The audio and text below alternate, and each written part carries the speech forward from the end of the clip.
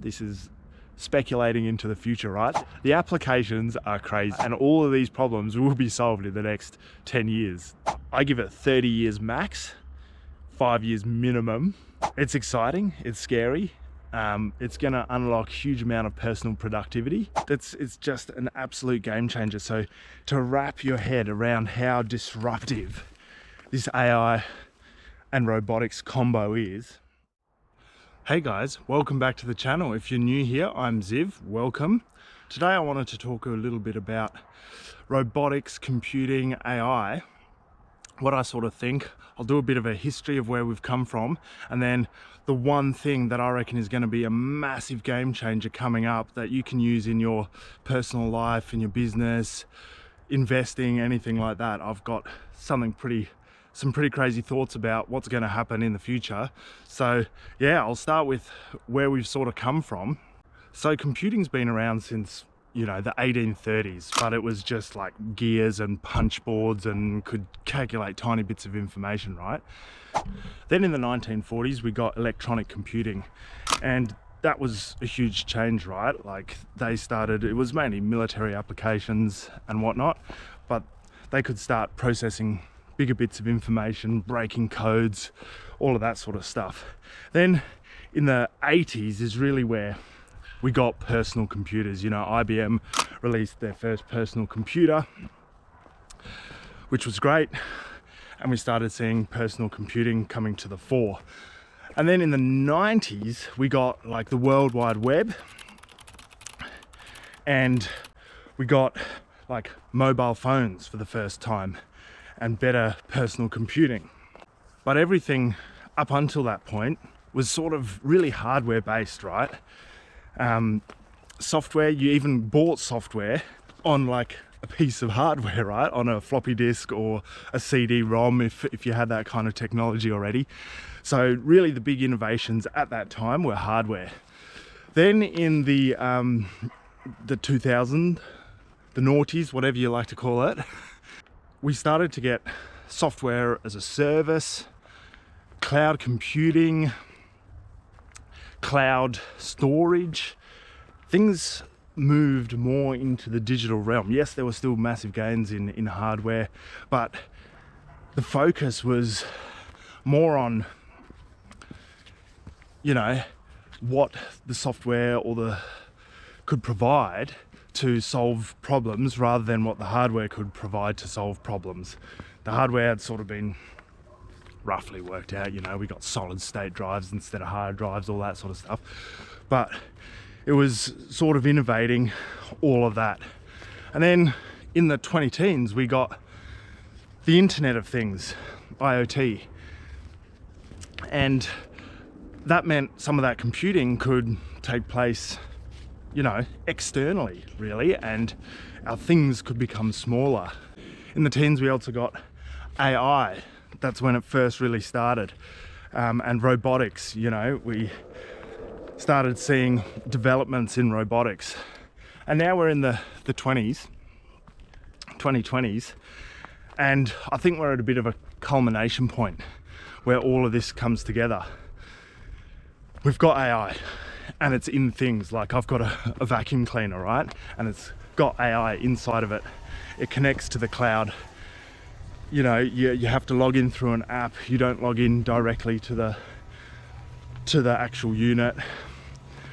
It's got storage, you know. Every time it sees a pet, it can take a photograph of the pet, so you get little photos of your pet around the house, all those sorts of things, right? So that's just a little vacuum cleaner mop thing, right? We got cars that are now driverless. So we've got everything put together. There's computing on the actual unit itself, there's computing off the unit, it's always connected to the internet, all of those sorts of things. So now moving into the future, what does the future look like? We're going to have a car that can do the school pickup run, right? You don't have to spend the time anymore to do the school pickup. You could go on your app, say I've missed the the school run and just send your car, right? Like a taxi, robo-taxi, right? We're all familiar with that word now. And you have a car that can be a taxi. You can go to bed at night and send your car off to be a taxi and be productive, right? So your car can start earning an income without you needing to be there. You've got your vacuum cleaners that can clean your whole house, right? It goes up the window, goes across the floor, all those sorts of things.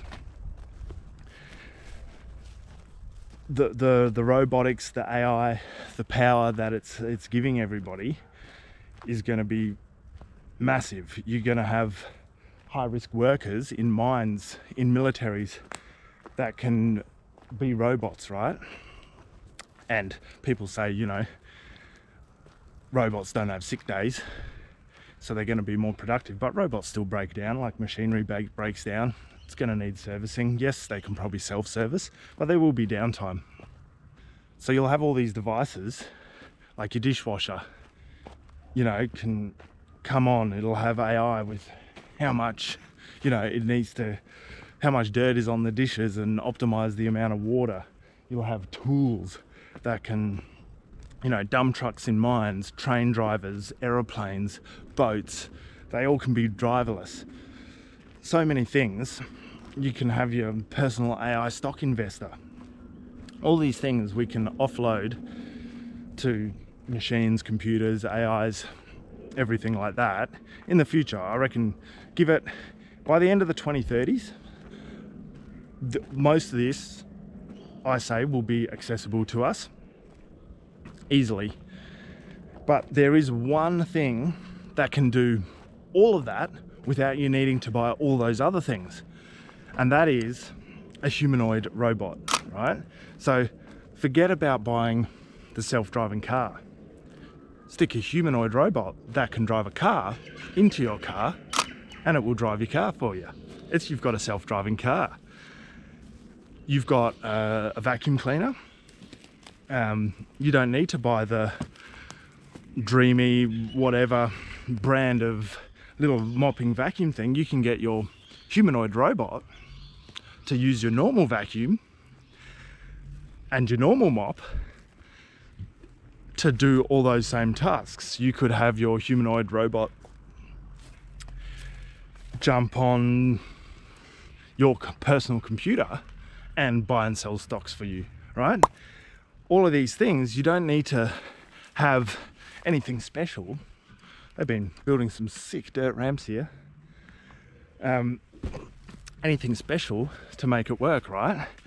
So all you need to do is buy that one piece of tech, and you've got all the other little bits of tech that they're trying to sell you now, but you can keep your existing vacuum cleaner, your existing car, all of that, save all those dollars and just buy the one piece, the humanoid robot, and you're done. Now, what I reckon is going to happen is that humanoid robot will come with various subscriptions that you have to unlock, right? Because of what we've seen with everything needing a subscription, I reckon that's going to happen with the robot. So you'll get the robot, and you can get the home cleaning subscription, right?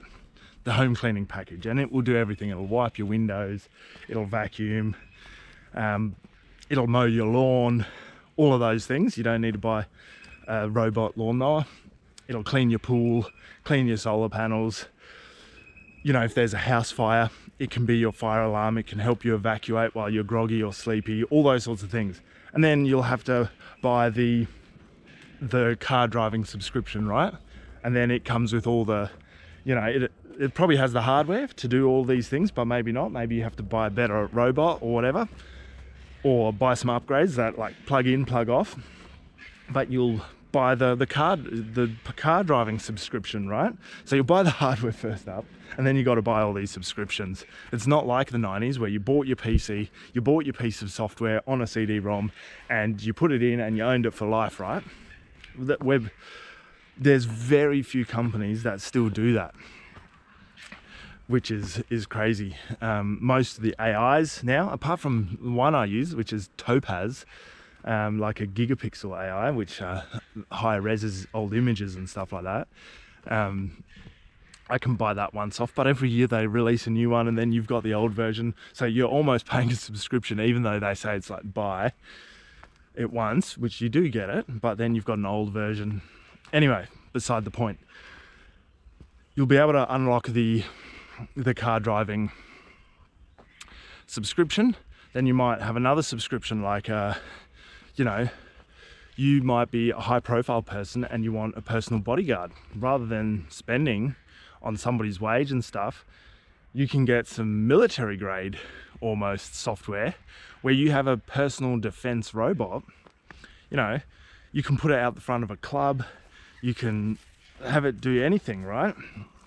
Or you can have it become a personal secretary. It manages your calendar, it makes sure you're at every place on time, all those sorts of things. All these different AIs and services already exist, right? So it's not that difficult to chuck it into a robot.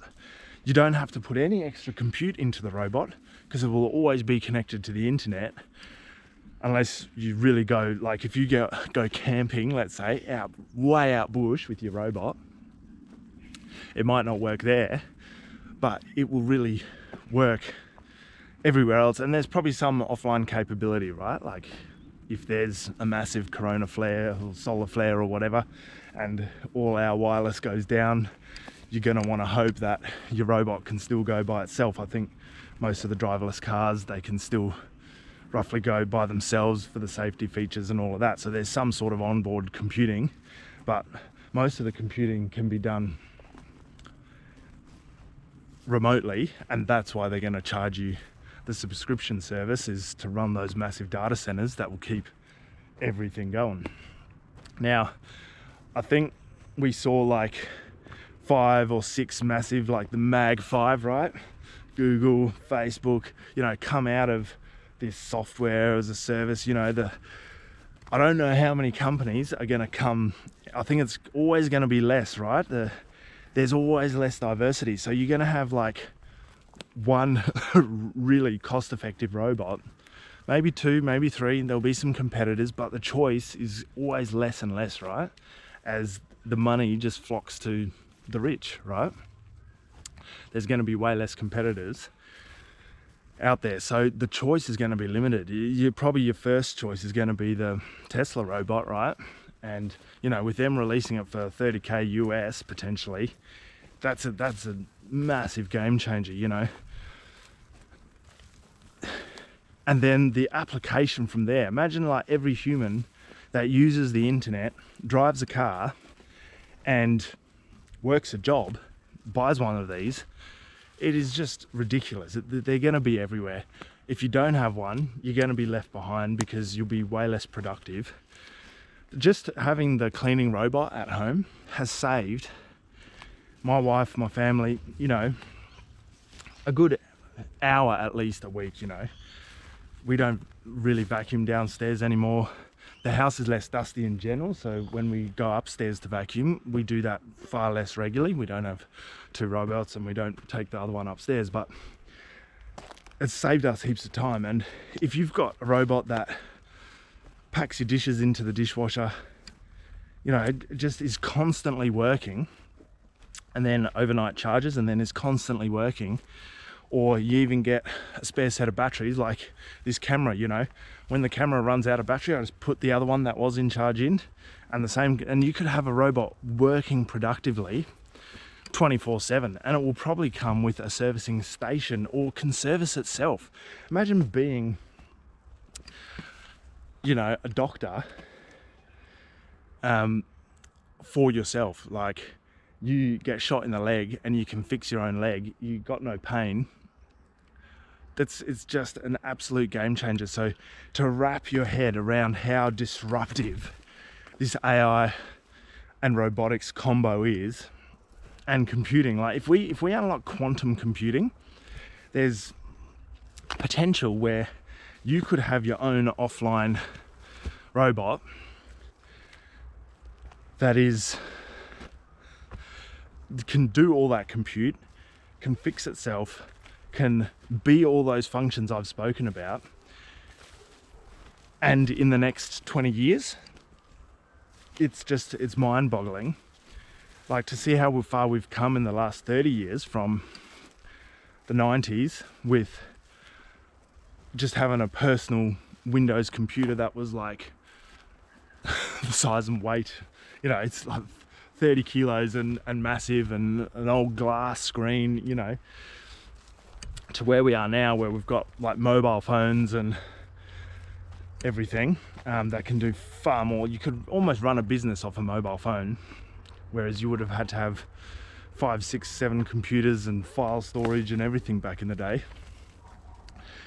And now, moving forward, if you look 30 years into the future, I reckon almost it'll be like a car. Every household will have one. Yeah, there's so much room to grow.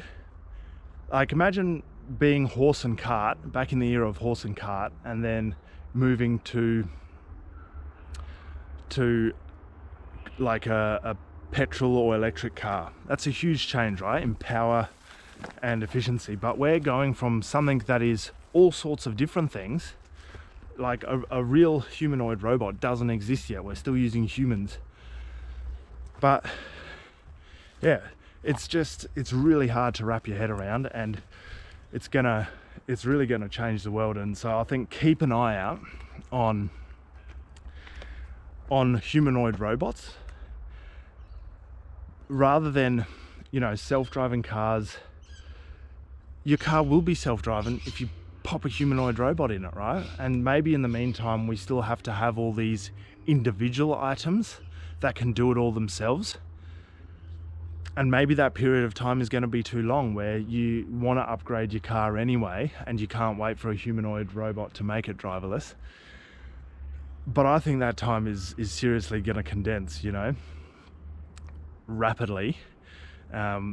The stuff Tesla's doing, like it or not, but you know, 10 years ago, 2015 was roughly, you know, when the first Tesla car came out, and now we're seeing them everywhere, right? They're just everywhere, and they're self-driving. Now we're at where the first humanoid robot is coming out, and in 10 years, they're going to be everywhere, right? As many people that own a Tesla car, battery car, it's going to be the same, but I think technology moves so much faster now that time frame is going to be condensed. The demand for it is just going to be so big when it comes out and people realize what it can do and how it can change their lives.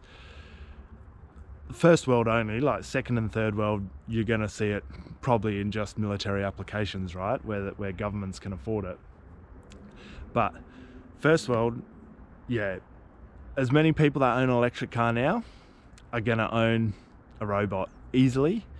And so what Tesla has done with their share price with electric vehicles, it's just going to happen all over again. And there's going to be other companies, this is just one example, that will release humanoid robots that they'll probably be different companies, right? There'll be like I don't know what medical companies there are, but that will release like a medical humanoid robot that is super specialized in, you know, Musk says he's going to get his robots to thread a needle, but these robots will be able to do microsurgery, right? Imagine having a doctor in your own house, and maybe you don't have the subscription, but you pay a one-time fee, like you've just had a massive accident and you don't need to go to hospital anymore because the robot can do everything and you have no waiting time.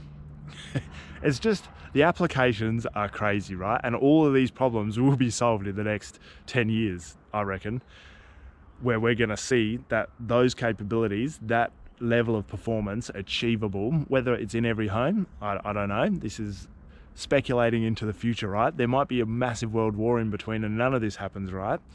And we only get military robots. Who knows? But the potential is there, and all of this has been achieved already. So there's no reason why it couldn't be in your own home. I give it 30 years max, 5 years minimum. Yeah, but in that time frame, we're gonna have all of this. So it's exciting, it's scary. It's gonna unlock huge amount of personal productivity because your personal time will get freed up. It's going to create a massive psychological impact on the world, because say now you don't pick up your kids from school, right? What is that going to do? Like, that's a little bit of time you get with your kids. And yes, the kids that travel on a bus, it's going to be way better, right? You got your electric car, charges, you know, on clean energy, and it can go pick up your kid regardless of if it's self-driving or not, because you've got a robot that can now drive it. And they get home quicker, they get more free time. That could be a bonus to their development, right? Rather than sitting on a bus for hours commuting, you could send them to a better school in a more efficient time. But imagine that robot can now transform, right? And you, like a motorbike is human size, right? So it might not resemble exactly a human, but your personal robot could get you from place to place as well, right? In an emergency, like let's say it just picks you up piggyback style and just runs you, right? There's no reason why it couldn't have like a backpack function and you almost sit in it. Even though it doesn't transform, it's got enough power to literally get you like a few suburbs across town, whatever you need to do. Let's say you work on one side of town and you got to get home to the other, and you hop on the back of your robot and it just legs you home, right? It's in the realm of possibility, right? Like, this is all brainstorming, but none of this is unrealistic the way we're going, right? And yes, it might be a bigger than life humanoid robot, and it might not resemble. Maybe it has 3 legs. Maybe it only has wheels. But I think all our tools to this date, like computers, cars, everything, have been built around humans. That the easiest robot to build is one that is most human-like, because we've solved a lot of problems on how we do stuff, because we made it intuitive or compatible to humans achieving the end goal, right? And so if we just make a humanoid robot, then it can do all the things we can do. So I think that's the path of least resistance, rather than reinventing everything. Anyway, this is a massive run. I think you get the picture. That it is, yeah, it's hard to even comprehend everything I've just vomited out. But yeah, it's gonna change the world in some way or another, and the path of progress is super quick. Anyway, I've rambled long enough. Thanks for sticking around if you've stuck around this far. I want to do some more of these just brain waves for you guys in the future. So yeah, if you like this sort of thing, hook us a like on the video, and that will inspire me to do more like this. And if you're not subscribed yet, would appreciate the subscribe, and then I'll keep making videos for you like this. Cheers guys, see you on the next one.